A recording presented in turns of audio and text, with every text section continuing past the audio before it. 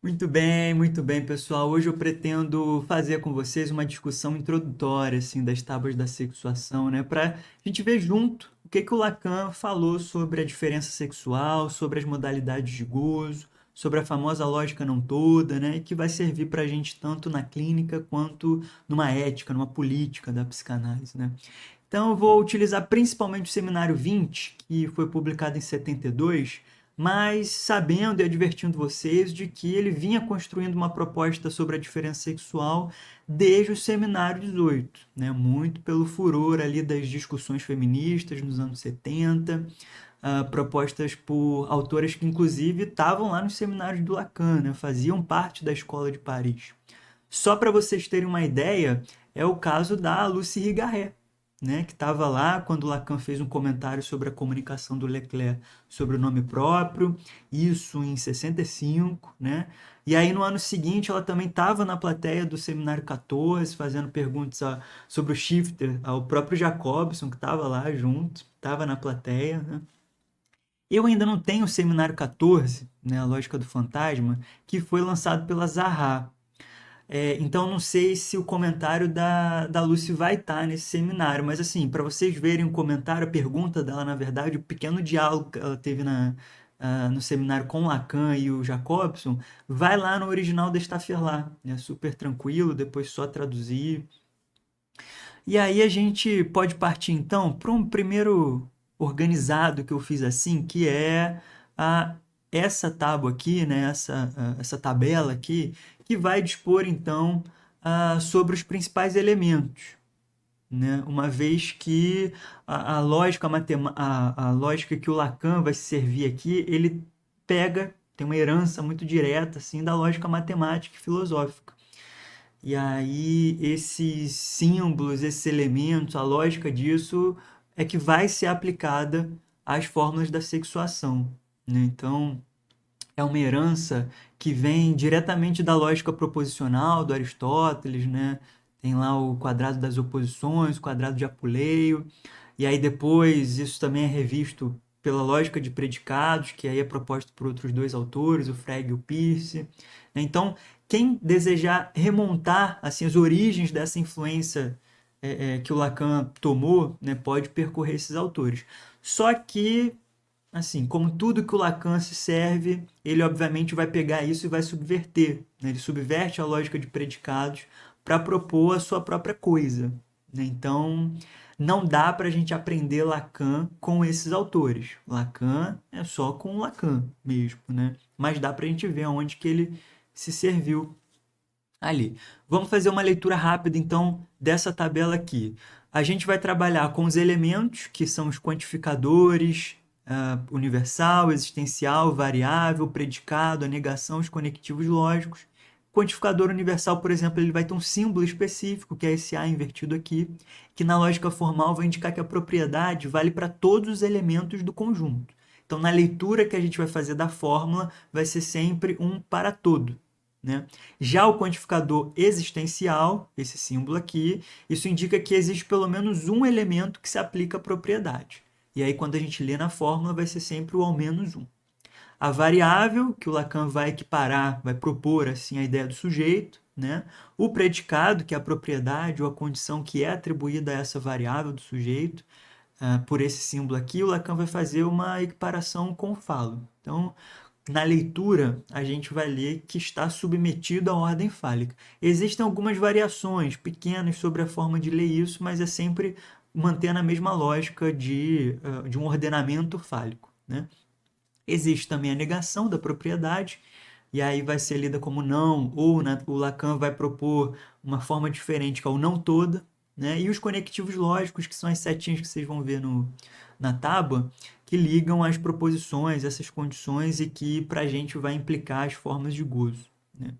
Vamos passar então para a reprodução que eu fiz da tábua da sexuação, que eu incluí a primeira linha e a primeira coluna, assim, só para a gente se nortear melhor, né? A primeira discussão que a gente pode fazer aqui é sobre o lado. Lacan vai propor dois lados, né? O lado homem e o lado mulher.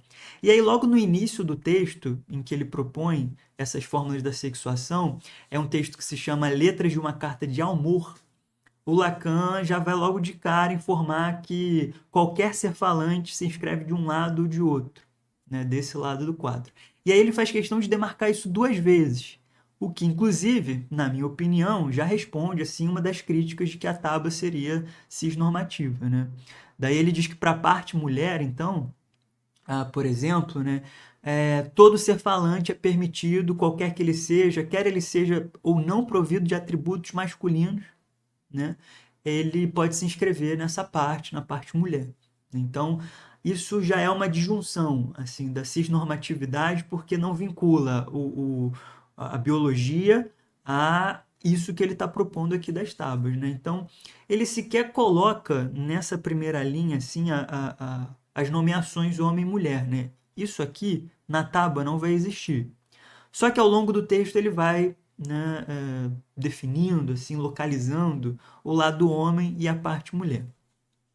Ainda que nessa primeira linha, que diz respeito ao lado, né, uma crítica que não é tão facilmente respondida, assim, o próprio Lacan não responde no texto, é sobre um suposto binarismo, né, a redução binária dos sexos. A gente está vendo dois lados apenas, então há um dois aí, né? Para responder essa crítica, de fato, não é tão fácil, porque aí a gente precisa expandir um pouco a leitura, né? A gente precisa tomar a obra como um todo. Eu trago dois autores assim que podem manter um rigor na nossa discussão, que é o Dunker e o Safatli. E o próprio Dunker, por exemplo, ele alerta já que não dá para a gente ler a teoria da sexuação somente pelas formas de sexuação, né? Pelas formas. E aí seria preciso uma passagem assim, por outros conceitos, né? Ele privilegia mais o conceito de semblante, mas tem também a fantasia, e isso vai servir a gente para articular, né? Por exemplo, que existe uma impossibilidade da relação sexual. O Lacan disse não há relação sexual, é um dos maiores aforismos dele, assim, é dessa época, né? E aí essa impossibilidade ela se coloca na cena pelo fato de que não existe um par ordenado. Assim, não existe não existe dois para caracterizar um binarismo, né? Porque a proposta do Lacan é que sequer a gente conclui o um. Tampouco a gente consegue concluir o dois, né? O Safatler também traz aí uma leitura em que ele vai falar de um certo monismo, né? Monismo, então, mas ele vai vincular esse monismo, né, uma perspectiva que se orienta pelo fato de que o elemento central na teoria do gozo é o falo, né? E aí, gente, obviamente a gente não pode fechar os olhos para essa crítica, né? Para a crítica de autores da teoria queer, né? Da própria Riga Ray, da Kristeva, da Judith Butler, do Paul Preciado, enfim. Existem muitos autores aí que vão criticar a psicanálise. A gente não pode fechar os olhos para críticas, inclusive brasileiras, né? Tem autores falando, criticando a própria Judite, né? Então existe a crítica da crítica, existe uma crítica também por um ponto de vista diferente. O Dunker, por exemplo, ele faz uma leitura crítica da Judith Butler, mas eu trago para vocês um outro autor, que é o Marcos Teixeira, que é diretor da editora Algama, né? Vocês já devem ter lido algum livro dele, e que também é membro de uma escola chamada Campo Psicanalítico de Salvador, né? Ele traz uma leitura crítica da Judith Butler e vai propor o seguinte: eu procurei um artigo dele, cadê? Em cujo resumo ele vai falar, por exemplo, o seguinte, né? O autor aponta a discordância entre a teoria do gênero e a teoria psicanalítica, mostrando a contradição entre a noção de gênero e os pontos centrais da teoria da sexuação elaborada por Lacan. A noção de gênero é apresentada como aquela que permite desvendar a realidade opressora do sexo. A posição da psicanálise não legisla sobre a forma de gozo de cada um, não defende a moral e os bons costumes. né? Ela se sustenta no real da clínica, razão porque não substitui os conceitos da teoria psicanalítica pelo jargão de movimentos ideológicos. Esse é um artigo publicado em 2016 pelo Marcos Teixeira, né? E aí, no ano seguinte, a Judith Butler veio no Sesc de São Paulo para um debate com o título Quem tem medo de Judith Butler? Né? E aí foi uma confusão, porque ela foi agredida no aeroporto por um grupo pró-família, né? Enfim. E aí depois o Marcos publicou um artigo chamado A Diferença entre Butler e Lacan acerca da diferença sexual. Esse é o nome do artigo, vocês podem procurar aí.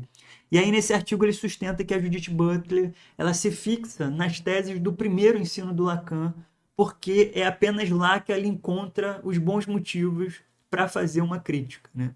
Motivos que não estariam mais presentes nas formulações finais, né? No segundo, no terceiro, no ultimíssimo ensino do Lacan.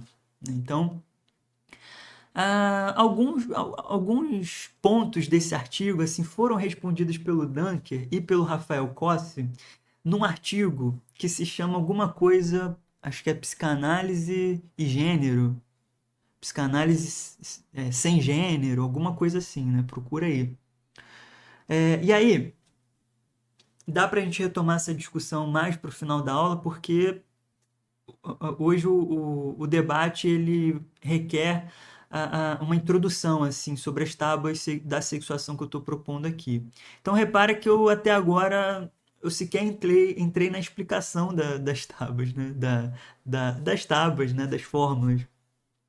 E a gente está discutindo aqui uma premissa de que existe uma parte homem e uma parte mulher na tábua, né? Essa discussão ela é indispensável porque é necessário localizar vocês assim acerca dessas tensões, né, entre esses autores, para que a gente não fique desavisado aí, né? O pior, que a gente acha que o Lacan e o Freud eles têm a resposta para tudo, né? Ao meu ver, eu acho que isso seria um contrassenso até, né? A gente bradar por uma lógica não toda, que é o que vocês verão aqui hoje, e ao mesmo tempo achar que a psicanálise é toda de alguma forma. Não é. Então, por que esse debate introdutório aqui ele é importante, para além dessa localização de vocês, né? Na medida em que a gente abre a nossa escuta para essas críticas, né, a gente se coloca à altura do nosso tempo, né? E isso, obviamente, tem efeitos clínicos. E é isso que a gente quer. Eu acho que essa, em última instância, é a parte que nos interessa, né? Fazer com que essa discussão ela nos mantenha à altura do tempo e disso a gente tira efeitos, né? Efeitos clínicos a partir da nossa escuta. Bom, dito isso, gente, vamos entrar então efetivamente nas fórmulas, né? A gente já viu aqui sobre os quantificadores existenciais, quantificador universal, a negação, o predicado, que aqui vai ser equiparado ao falo, né? E a variável que é o sujeito. Então, a primeira parte da tabela aqui, o Lacan inclusive diz que não está colocando o homem à esquerda por nenhum motivo especial, embora isso haja uma crítica aí, porque a gente começa justamente pela leitura do homem, né? E, inevitavelmente, a gente tem que fazer um esforço de não fazer com que o homem seja a regra, né? No sentido da leitura, que primeiro o homem e o homem, a mulher é um reflexo do avesso do homem. Então, a gente tem que fazer uma leitura cuidadosa para não cair nessa cilada, né? A primeira coisa que a gente pode observar aqui é que, diferente do quadrado de Apuleio, diferente daquela proposição aristotélica, o Lacan vai mudar. Ele passa o particular para cima, né? E no original está o universal em cima. Isso é uma diferença fundamental assim, do quadrado de Apuleio. E aí, com essa inversão, dá para a gente pensar que o Lacan ele vai tentar nos dizer, a partir disso, que existe um universal que é fundado pelo particular. Esse universal aqui ele vai ser fundado pelo particular. E aí isso sai diretamente assim do totem tabu, do pai da horda, né? Porque é um particular que funda o universal, uma vez que a partir desse mito, né, ninguém nunca ocupou esse lugar de pai da horda, né? Um mito. Ninguém nunca ocupou, ninguém nunca vai ocupar, mas é ele que vai ditar o universal. E é essa sacada que o Lacan traz logo de primeira, assim, né, para dizer que existe ao menos um sujeito que não está submetido à ordem fálica. Essa é a leitura que a gente vai fazer. Existe um sujeito que não está submetido à ordem fálica, tá certo? E já dá para a gente trazer a primeira articulação clínica assim dessa parte, né? Porque a gente está o tempo inteiro escutando esse pai mítico na clínica, né? Não só pelo clichê do mito, também pelo clichê do mito, né? Ou seja, ter todos um gozo restrito e por aí vai, mas sobretudo quando a gente escuta dos nossos analisandos, desses sujeitos, né? Um pai mítico que teria o poder de, por exemplo, garantir a felicidade, a, a, como se ele pudesse, né? Como se ele fosse todo a ponto de conseguir garantir a felicidade se ele existisse, né? E aqui eu acho que dá para falar esse todo como um antônimo mesmo do não todo, né? Que a gente vai ver na parte feminina. Esse pai todo, ele tá lá no momento em que a gente ouve, né, uma certa suplência assim dessa figura sem furos, dessa figura idealizada, que obviamente não é o pai da realidade, né, gente? Seria impossível esse pai existir. E aí, o paciente até sabe disso, até fala disso às vezes, né? Mas é ao mesmo tempo, e vocês devem testemunhar isso na clínica de vocês, né? Ao mesmo tempo é o pai que é requerido a todo momento, né? Um pai que fosse garantidor de alguma coisa que aqui a gente está chamando de felicidade, né? É, extrapolando assim esse exemplo clínico, daria para a gente imaginar um cenário, e obviamente é sempre o cenário particular, mas tentem ver disso uma lógica, né? O sujeito ele é capaz de levar isso até as últimas consequências, né? Quando, por exemplo, por esse afã de saber a verdade, né, ele vai buscar informações sobre o seu pai, caso ele, por exemplo, tenha abandonado a família e tenha começado uma nova família, né? Então a pessoa sofre por esse pai que abandonou a família, justifica esse sofrimento por essa ausência, né? E aí vai procurar irmãos, por exemplo, da outra família, até que descobre que essa presença física do pai na outra família não garantiu absolutamente nada livrar o sofrimento dos irmãos, né? E aí ele volta para a análise reconhecendo isso, reconhecendo um pai falho, mas ainda assim suplicando esse pai mítico, todo-poderoso, né, às avessas com essa possibilidade de poder ter sido feliz se o pai tivesse presente na infância, né? Essa idealização, ao meu ver, na minha leitura ou na leitura desse recorte clínico que a gente está fazendo aqui, é uma representação muito clara, né, de um paciente, de um sujeito que clama por essa suplência, né? Uma suplência que, como eu disse, toma aqui as formas da palavra felicidade, mas pode ser qualquer coisa, né? Pode ser qualquer coisa porque a gente sabe que não é disso que se trata, não é da felicidade, mas sim da castração. Então, esse pai mítico aí vai aparecer como se ele, por estar fora da castração, né, pudesse de alguma forma garantir ao sujeito alguma coisa que o livrasse dessa castração, né? Só que isso não acontece. Então, esse pai mítico tá lá na nossa clínica dessa forma, né? Isso então nos permite passar para essa outra parte da fórmula aqui, da tábua, que é a fórmula universal do masculino, que se lê da seguinte forma, né? Para todo, lembra que o A invertido é o para todo, né? Para todo sujeito, a lógica, a ordem fálica, a lógica fálica, né? Opera. Uma vez que a gente tenha visto então que o pai mítico é um pai impossível, né? Isso vai criar uma regra universal assim de que para todo sujeito opera essa ordem fálica. E aí, para falar disso, eu acho que tem um livro bom assim da Colette Solé que se chama O que Lacan dizia das mulheres, né? E aí lá ela cita algo no sentido de que o homem só se assegura de que é homem a partir de uma apropriação fálica, né? O que que isso quer dizer, gente? Justamente por não ter o falo, porque só o pai da horda tem, né? Vai ser possível, assim, a esse sujeito diversos substitutos que vão ocupar esse lugar, né? Então pode ser o par amoroso, ser os gadgets assim, produzidos pela ciência, os objetos de consumo, né? Enfim, aí é uma infinidade de possibilidades, mas é exatamente essa equação que vai sacramentar de alguma forma esse modo de funcionamento que é totalmente submetido à ordem fálica, né? A gente vai ver como isso se desdobra quando a gente passar para a leitura das modalidades de gozo, né? Então aqui a gente tem esse sujeito barrado, né, apontado para o objeto A, que está do outro lado da parte, mulher, né? Então lembra que a seta é o conectivo, né?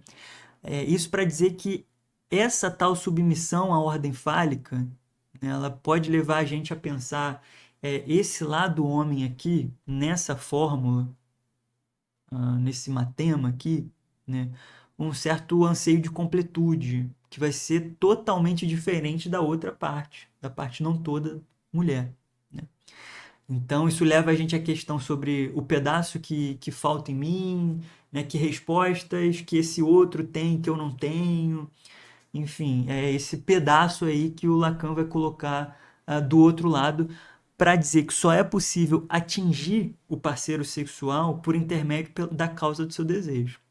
Então, aqui o Lacan está montando para a gente uma tema da fantasia justamente para a gente pensar que é a partir dessa configuração lógica que a gente acabou de discutir que vai ser possível atingir o tal parceiro sexual e isso acontece por intermédio da causa de seu desejo, né? Ou seja, por esse objeto A. Só que aí eu preciso que vocês prestem atenção nisso, né? Que isso não significa que só o lado homem anseia pela completude. Essa lógica não é exatamente só para o lado homem. Isso porque do outro lado, na parte mulher, também a gente vai ver uma dinâmica que caracteriza o gozo fálico, que é exatamente essa de baixo aqui. Então a parte mulher também tem um acesso ao gozo fálico, né? Só que ela se dá de uma forma totalmente diferente da parte homem, porque aí requer um parêntese sobre como cada um entra na castração. De alguma forma eu vou explicar isso conforme a gente avançar aqui na discussão. Disso que a gente está falando, dessa conjugação aqui, se faz então esse matema da fantasia, e que, pelo menos aqui na partilha dos sexos, né, vai ser o suporte, vai ser um suporte para os modos de relação que o sujeito estabelece com o objeto, né? E isso, obviamente, é uma tentativa de conciliar assim, essa divisão do sujeito. Lembra que a gente está falando de um sujeito barrado, né? Então vai ser uma tentativa de conciliar essa divisão do sujeito com alguma coisa que está ali do outro lado, né? Com alguma coisa que está ali no outro, aí o grande outro, né? E aí vai ser nesse ponto que o Lacan, inclusive no capítulo seguinte ao que a gente está trabalhando aqui, das cartas do Amor, né, do Seminário 20, no capítulo seguinte a esse texto que a gente está trabalhando aqui, o Lacan vai dizer que o gozo só se elabora a partir de um semblante, né? Trocando em miúdos, isso quer dizer que se aqui a gente está falando das modalidades de gozo entre o lado homem e a parte mulher, né, a relação que se estabelece nisso aqui, como eu disse, é um semblante, isso significa que a relação que se estabelece é imaginária, né, na medida em que ela se constitui por uma aparência de ser. Então Lacan recorre a esse termo, né? Se constitui por uma aparência de ser. Ele vai dizer, inclusive, que cadê? Deixa eu achar aqui. Ó, se é verdadeiro que o outro só se atinge agarrando-se à causa de seu desejo, né, é também do mesmo modo a aparência de ser que ele se dirige. Não devemos encontrar aí um indício do imaginário? Ele não é senão a vestimenta da imagem de si.